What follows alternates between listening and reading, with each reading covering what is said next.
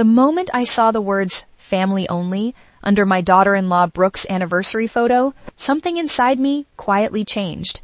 There were no tears, no angry messages, and no dramatic confrontation. I simply pressed like and left one comment. If I am not considered family, then from now on the family can start paying the family bills. Within minutes, my phone exploded with calls and messages, but I ignored every one of them. After years of being taken for granted, I had finally reached my limit. My name is Martha. I am 65 years old and have lived in the same Connecticut duplex for 3 decades. After my husband passed away, I continued paying every expense for the entire property. My son Julian and his wife Brooke lived upstairs without paying rent, utilities, or even contributing to groceries.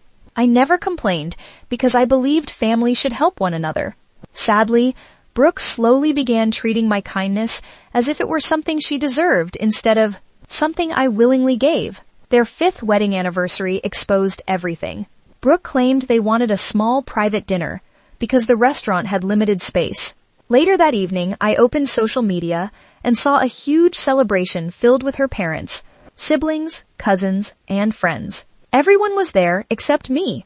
The caption proudly read, "Family only." In that moment, I realized I was only valuable when my wallet was open. Julian rushed downstairs demanding I remove my comment because Brooke was embarrassed. I calmly handed him copies of the utility bills and informed him that beginning next month, the upstairs unit would have its own accounts. Electricity, water, and heating would no longer come from my bank account. Brooke accused me of blackmail, but I simply told her this was adulthood. If they wanted independence, they could also accept responsibility. Over the following days, I stopped providing every extra comfort they had come to expect. I separated the utility meters, reclaimed my backyard, locked my expensive washer and dryer, and stopped filling the extra refrigerator with groceries for everyone. Every change was respectful, legal, and reasonable. Nothing belonged to them. I was simply taking back what had always been mine. The hardest part for them was realizing how much they depended on me. They had never budgeted for household expenses because they assumed I would always cover everything. Soon, arguments echoed through the house as reality replaced comfort. For the first time, their perfect image began to crack. Sunday made everything even clearer. For years, I had cooked large family meals, while Brooke invited her relatives without even asking me. This time, I dressed nicely, treated myself to lunch at a beautiful lakeside restaurant, and enjoyed one of the happiest afternoons I had experienced in years. When I returned home, Julian looked confused because everyone had expected me to prepare lunch. I gently reminded him that people do not treat someone like a servant while insisting they are not family. A few days later, Julian came downstairs, carrying apartment listings and a budget. He admitted they could not afford to maintain their lifestyle without my financial support.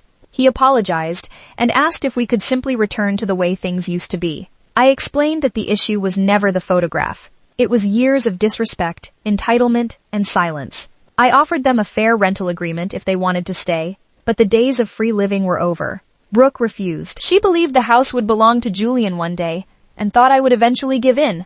Instead, I handed her moving boxes and calmly wished them well if they chose to leave. My decision was final because I refused to spend another day feeling invisible inside my own home. 2 weeks later, a moving truck arrived. Brooke and Julian packed their belongings and moved into a small apartment across town. Before leaving, Julian hugged me with genuine regret and apologized for allowing things to become this way. I forgave him because I knew he had finally understood the difference between keeping peace and showing respect. When the house became quiet again, I did not feel lonely. I felt free. I renovated the upstairs apartment and planned to rent it to peaceful tenants. With the extra income I dreamed about traveling through Italy and southern France, something I had postponed for years while supporting other people. Looking back, I realized I had never taken revenge. I never yelled, threatened anyone, or tried to humiliate them. I simply stopped allowing my generosity to be mistaken for weakness. The greatest lesson I learned was that love should never require sacrificing your dignity. Sometimes, the strongest thing you can do is quietly step back, set healthy boundaries, and let people experience the true cost of taking you for granted. That decision gave me something far more valuable than approval. It gave me my peace, my confidence, and finally, my own life back.